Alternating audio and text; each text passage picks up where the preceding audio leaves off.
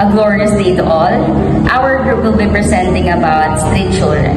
After this presentation, you should be able to define street children and learn about the current research both in the Philippines and overseas, differentiate the categories of street children, understand the laws and government standard programs for street children, and lastly, you as future social worker would be able to understand these children more and serve them wholeheartedly. And if you want to learn more about this topic, just keep on watching.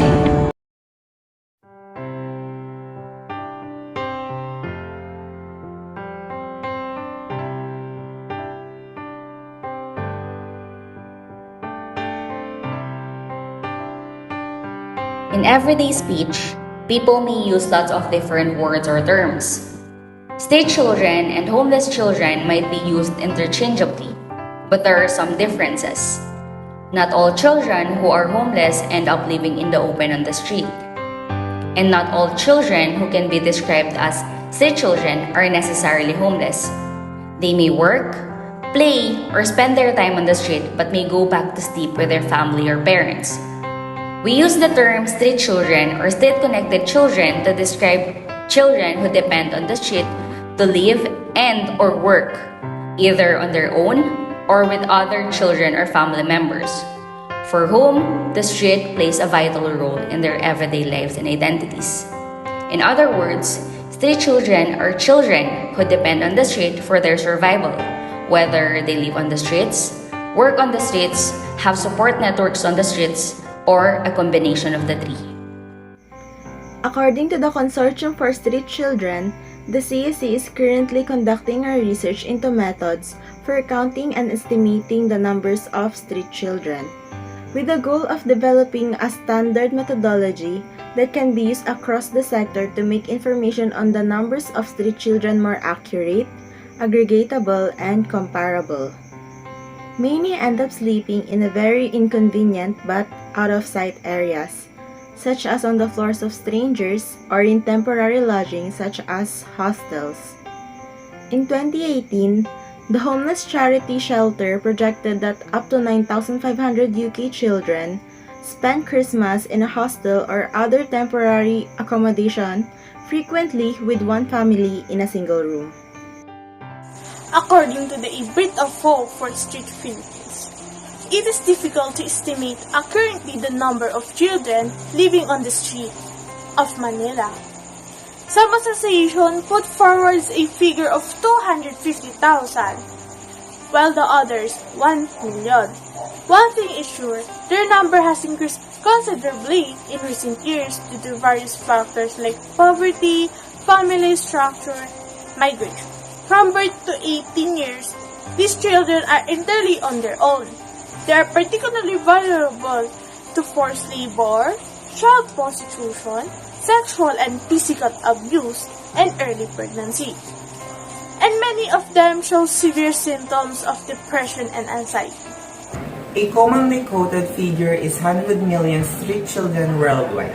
However, given that this estimate is from 1989, it is considerably outdated. The true numbers are unknown. Estimates or counts that are done at a fixed point in the time can be misleading depending on when the counts takes place. Numbers of children in the street can fluctuate either with seasonal change or if the government removes street children ahead of big events, international sporting events, or global meetings or celebrations.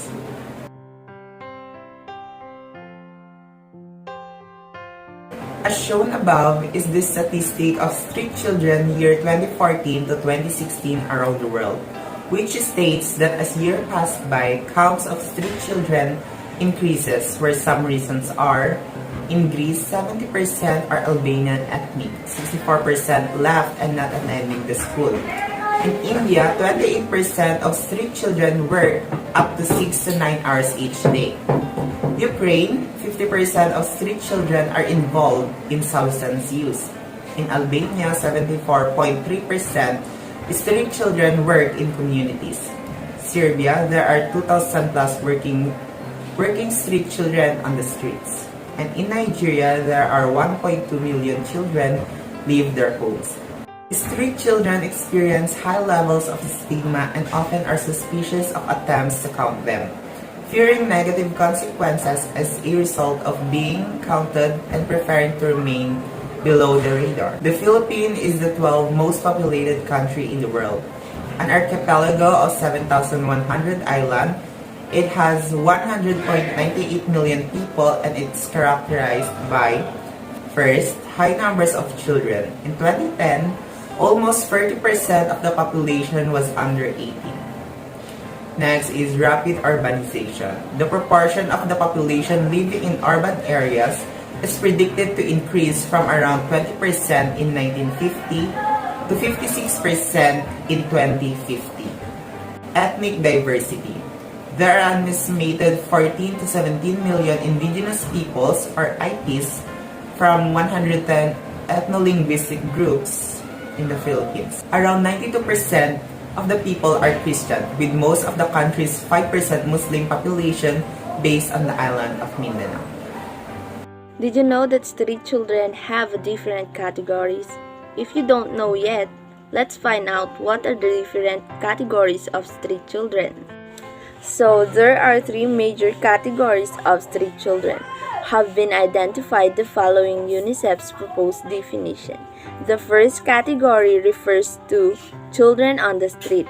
These are the children who maintain good family ties and often return home in the evening.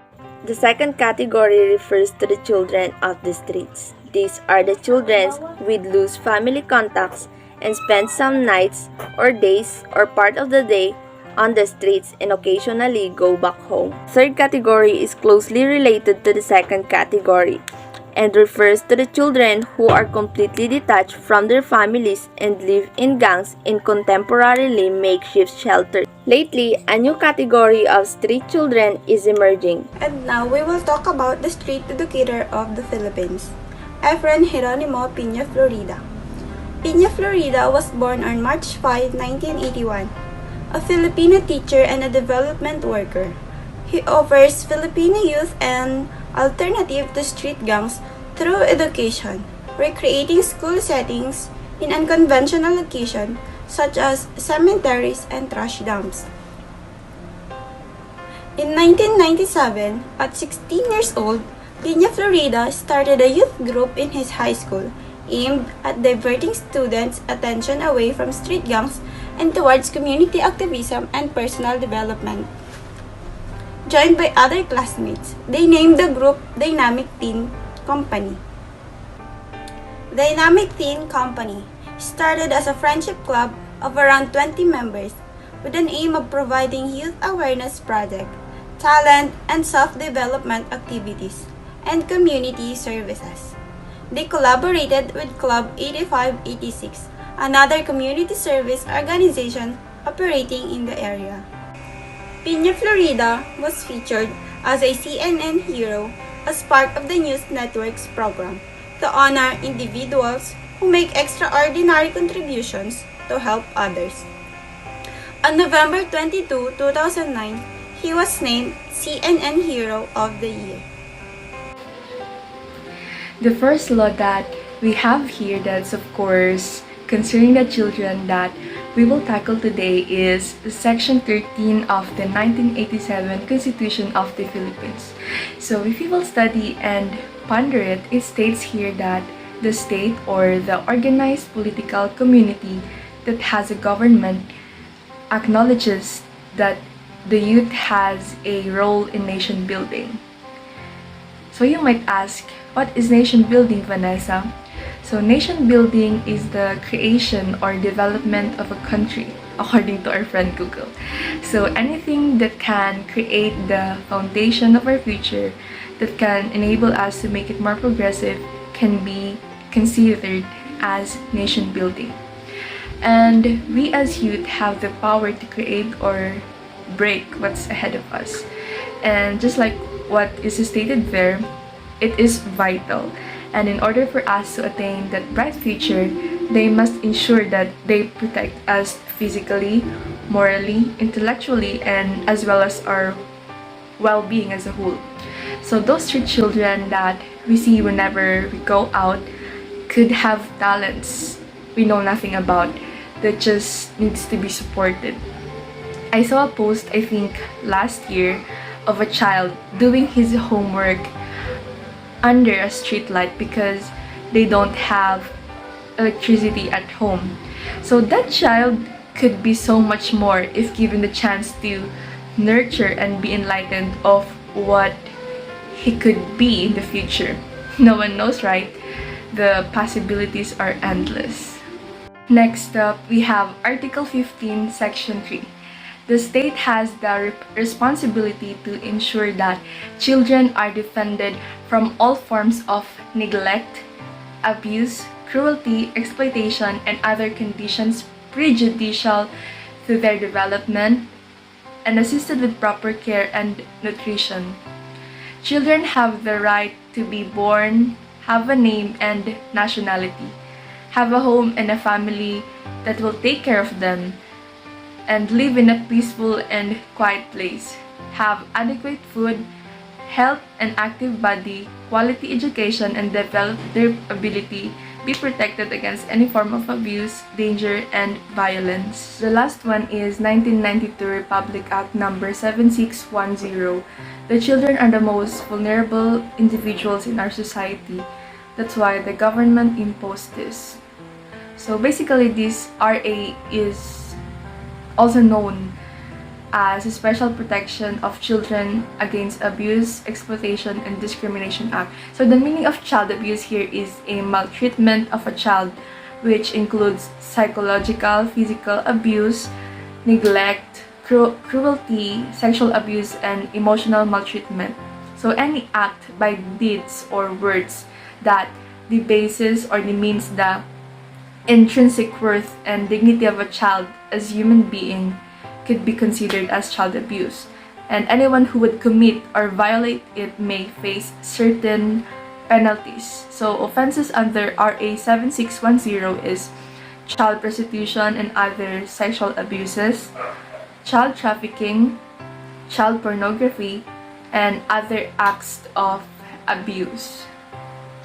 CSE has been partnering with organizations supporting street children in the Philippines since 2017. Children in street situations in the Philippines have been particularly vulnerable to the administration's campaign on illegal drugs, which is reflected in its approach that seeks to control and remove children. In the war on drugs, street children have fallen victim to extrajudicial killings, arbitrary detention, persecution and violence, and violations of their rights. Street children have also been seriously affected by the lowering of the minimum age at which a child can be held criminally responsible. So here are the projects supporting street children in the Philippines. First, connecting street children across the world. Through an ongoing series of World First workshops, street children will be able to safely share their experiences, insights, advice, and dreams with other street children around the world via our digital platform.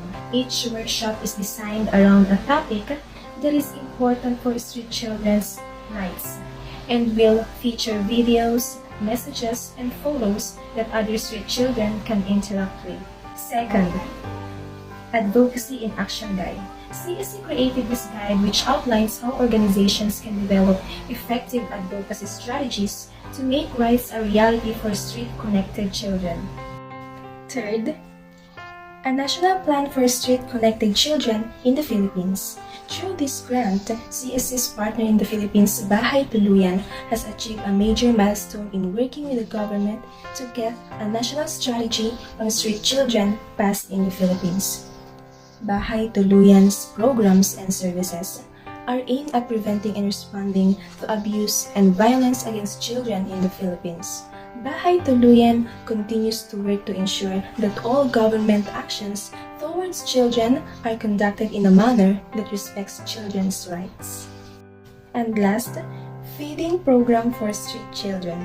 This program addressed the issue of hunger among street children to help and to improve their eating habits with the help of different organizations such as Department of Social Welfare and Development and Philippine Charity Sweepstakes Office. This can be done by serving nutrient-rich foods, conducting activities that can contribute to good health. This program is designed with food program to provide health and wellness. As future social workers, this is our proposed solution to reduce street children. First, children who live on the street should be placed in foster care. Foster care might be short-term, longer-term, or permanent. Some children need short-term foster care before they go to a permanent home, go home to their families, or go to live with the parents or kindship carers. And some children might go into permanent foster care if the family court rules that they can't live with their parents because it isn't safe. Building relationships and trust take time and patience. However, as children become more comfortable with you and settle into their foster homes, some of their behavior and emotional issues may resolve. There are 5 sections in this training on promoting support from family, peers, and mentors. A. Collaborating with young people to identify their preferred community living support as well as participation. B. Promoting and strengthening family support. C. Connecting with community resources such as adult allies and faith leaders communities. D. Working with formal and informal mentors to help young people achieve their goals. Finding and using peer support, including online resources. In conclusion, the street child phenomenon is an alarming and escalating worldwide problem. Street child issues have become a real problem for society and the country at large. In this view, there is a need to always see them as an important value and access to the future. They need to be taken care of. The various agents in society such as family, peer group, school, government, mass media, and so on should work together to end the menace of street children. We should work together.